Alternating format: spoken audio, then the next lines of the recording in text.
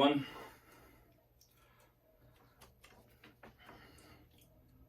We are on Chapter 7, Organized Planning, the 6th step towards riches.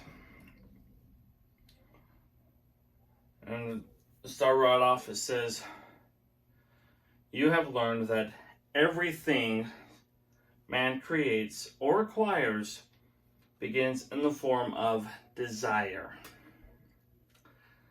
Okay, so everything that man creates or acquires begins in the form of desire. You know, that's everything from your house, car, the chair that I'm sitting on, the phone that I'm using to record this, possibly the computer you're using to watch this.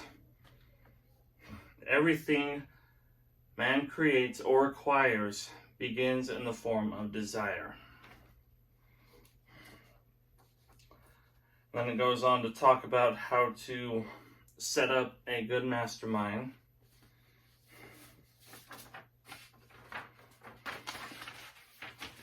I'm just going to skip through here. Let's see, then it says, no individual has sufficient experience, education, native ability, and knowledge to ensure the accumulation of a great fortune without the cooperation of other people. So no individual. You know, the way I interpret that is there's really no such thing as a self-made millionaire. You know, you may not agree. There might be various versions, if you will. But what I believe is that everybody had help, coordinated with others, collaborated with others to become successful, whatever that success is defined as. Something else that I also really liked is, if the first plan which you adopt does not work successfully, replace it with a new plan. If this new plan fails to work, replace it in turn with still another, and so on, until you find a plan which does work. You know, so put simply, keep trying. Don't give up.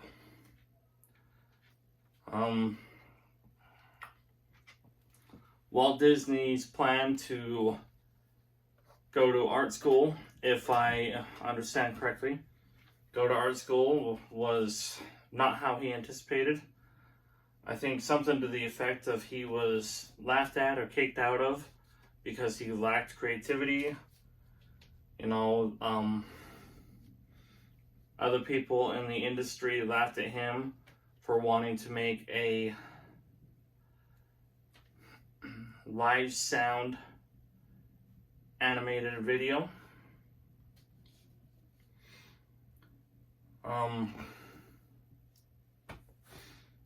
How many times did Colonel Sanders get turned down before KFC became known?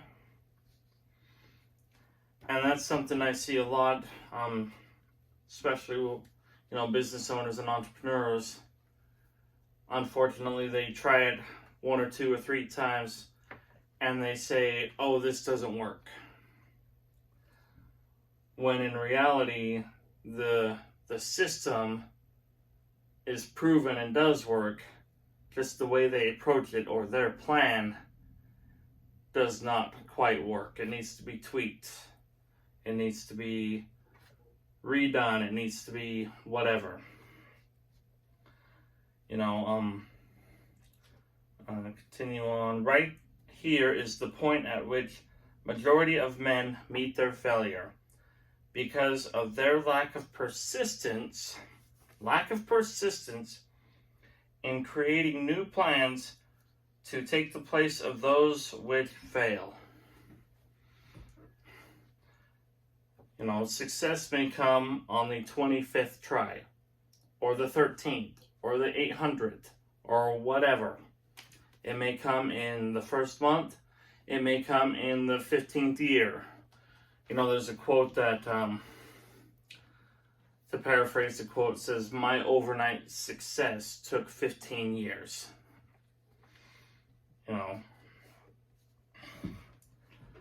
And while it may be overnight to us, we may not have known them yesterday. They've been spending the last 10, 15, 20 years refining their plan and retuning and reapproaching and learning and growing. All that behind the scenes, going through a lot of failure, going through a lot of mentorship, going through a lot of training, discipline. Temporary defeat should mean only one thing: the certain knowledge that there is something wrong with your plan. Millions of men go through life in misery and poverty because they lack a sound plan through which to accumulate a fortune. Now, that's not to say that, necessarily there's something wrong with you or that you're a failure, but that's also to point out, if it's not working, the one that needs to change is in the mirror, essentially. Not to beat around the bush, but you need to fix something. Something you're doing is not working with the path to success. The analogy I often use is a GPS. If your goal is to get to Florida from California, you're not going to make it by driving north towards Idaho. If you're in the car and you go north towards Idaho, you're the one that's got to turn around and start heading southeast. The roadmap is there. The roads are there. Millions of people have made that trip from California to Florida. It works. But you got to follow that path. So if it's not working for you, there's something you need to do to correct it. Moving on a little more. We see men who have accumulated great fortunes, but we often recognize only their triumph, overlooking the temporary defeats which they had to surmount before arriving. Again, that overnight success taking 15 years, or, somebody's in Florida, we hear they said, got to Florida, going back to that analogy. We didn't see all the U-turns, all the detours, all the pit stops, all the gas stops, all the whatever that they had to go through to get to Florida. We only see their triumph. When defeat comes, accept it as a signal that your plans are not sound. Okay, so again, not saying that that's necessarily a bad thing in and of itself, just needs to be changed. And not to take it as failure. Yes, you didn't accomplish your goal yet, but you need to make some tweaks to get there. A quitter never wins, and a winner never quits. I would encourage you, if you haven't already, put that in bold writing somewhere in your house so you'll see it every day. Think about it. Let's see here. I'm just kind of, again, jumping through some of the things that stood out to me. Desire transmuted into its monetary equivalent through the principles laid down here is the agency in which money is made. So if your desire is strong enough, the how will come. If your desire is strong enough and you don't quit, you'll get there. Instead of going straight from California to Florida, like going through Arizona, New Mexico, Texas, you might have to detour a little bit and go up through Kansas, or who knows, maybe you have to go clear up into Wisconsin and then come back down, or go up to Wisconsin and then over towards New York and then down. You might have detours along the way. You might have setbacks. But if your desire is strong enough and you don't give up, you will get there. It should be encouraging to know that practically all the great fortunes began in the form of compensation for personal services. This is kind of on the section of planning the sale of services. There are so many great service providers out there. I'm in the financial services industry myself, and so many great ways to make good fortunes selling through personal services. There's need for it, and your desire's there, and you sincerely like to do it, you can make a fortune doing it. And I'm kind of skipping on here, talking about leaders and followers. And something that stood out is, it is no disgrace to be a follower. On the other hand, it is no credit to remain a follower. So what jumped out to me about that first part is being a follower, means you're humble enough and you're willing to learn and do what it takes to get what you want. Edwin C. Barnes, for example, if you read in the book, you've read about him. He was willing to ride on a freight car to get to Edison's office. And then he swept floors and cleaned toilets for quite a while before anything real happened towards what his goal was. He was willing to do that, to be present with Edison, to learn, to understand how Edison works, how his office works, how the business works. He was willing to be humble and be the follower, and starting at the bottom basically, and grow his way up there. Then I'm moving over to leadership, the major attributes of leadership. And I'm just going to read the bold part. I'd encourage you again to read the book, read these chapters. Unwavering courage, self-control, a keen sense of justice, definiteness of decision, make a decision and go for it. Definiteness of plans, put your plans in place, go with them. If you're wishy-washy, you're going to do a lot more of this. The habit of doing more than paid for. I'm going to read this one. One of the penalties of leadership is the necessity of willingness upon the part of the leader to do more than he requires of his followers.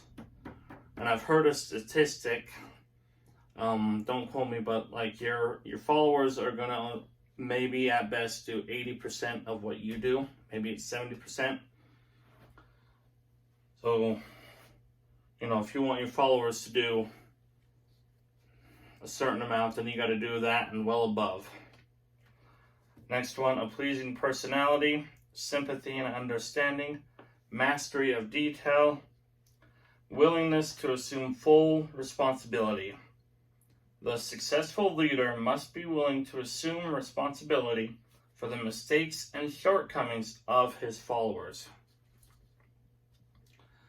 You know, if I'm mentoring people or training people in whatever, and they make mistakes, it's on me because I'm the one that trained them.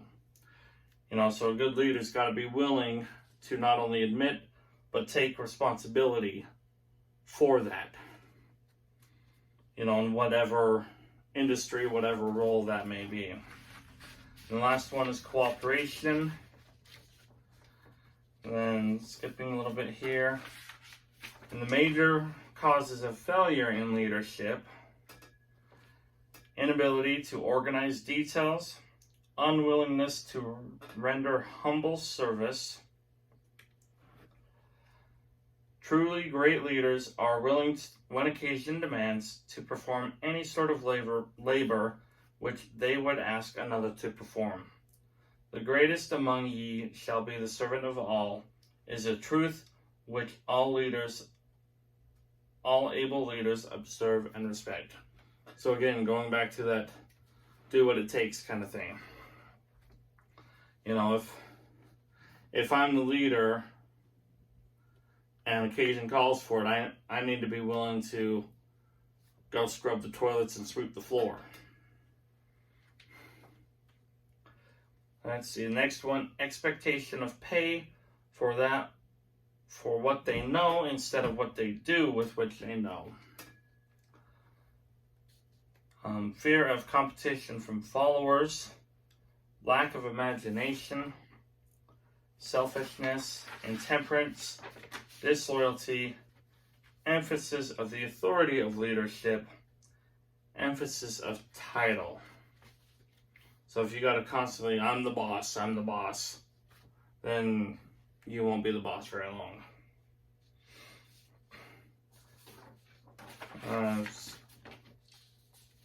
Skipping through, it's kind of talking about marketing yourself and applying for a position. And one of them says information to be supplied in a written brief, kind of like a resume. I called it a bio, you know, kind of telling about yourself. You want to give, and this is not only if you're like applying for a job, but I've applied it to being an entrepreneur and business owner. You know, this is certainly not to brag, but to, you know, kind of give some credibility to yourself.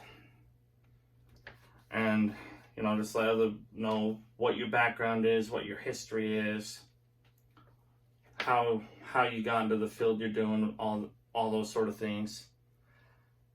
Education, list here that, education, experience, put down references. You know, I've worked with these companies on these projects or whatever. Apply for a specific position. Now that's directly talking about if you're applying for a job, but I applied it towards being a business owner or entrepreneur. And apply for a specific position. Decide exactly what you want to do in your business. You know, you want to be able to create or whatever. You know, let's take my industry, for example. There are people that love crunching numbers, and there are people that love talking to other people more than crunching numbers. Or if you take working for a home improvement store, you know, do you love being the cashier and talking to people and mingling and doing that? Or do you want to be the delivery driver? You know, as a business owner, do you want to kind of be behind the scenes and, manage everything or delegate things? Or do you want to be like the upfront, talking to people, interacting with people, if that makes sense? So decide exactly what you want to be in business. A lot of people become architects and start architectural firms because they love drawing buildings and architecture, and that's what they want to do in their business. And that's what they love, so they stay with that. Does that make sense? If that makes sense, I'd love to see some comments. What is your business, and what exactly do you want to do in your business? State your qualifications for the particular position for which you apply. Kind of in your bio, your resume, say why you qualified to do that, or what makes you qualified to be in this position. Offer to go to work on probation. Now that kind of ties back to starting out, doing more than what you're paid to do, and then eventually you'll be paid more than what you do. I'm paraphrasing that, but when you start, you'll be doing more than you'll want to do more than what you paid for. Because if you do that and you work hard, then you'll end up getting paid more than what you do, if that makes sense. Kind of skipping through. Next one says knowledge of your prospective employer's business. So then what that's talking about is, having a knowledge of the company you're applying for. If I go apply for Walmart and I have no idea what Walmart does or what Walmart is, then my chances of getting hired are a lot less. But if I research them and know when they were founded and who founded it and how many stores they have or whatever, as much as you can, then that's going to increase your chances of getting hired. So I applied that to being a business owner or entrepreneur. Have the knowledge of your business. Do you really know your business? Are you continually studying your industry? Are you continually learning the new products, the new services, the new trends, the new customer bases, the new technology that you use in your business?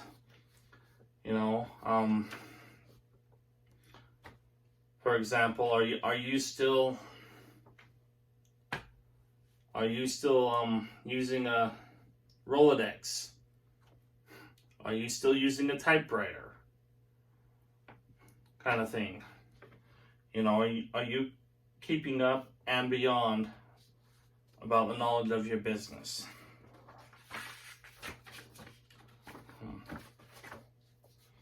This chapter is going to be a 2-part. So I will link the next part. I'll link the 2 in the playlist, but thanks for joining me. If you're watching this, I'd love to see your comments. Anything you've learned as well, please put it in the comments. I'll see you on part 2.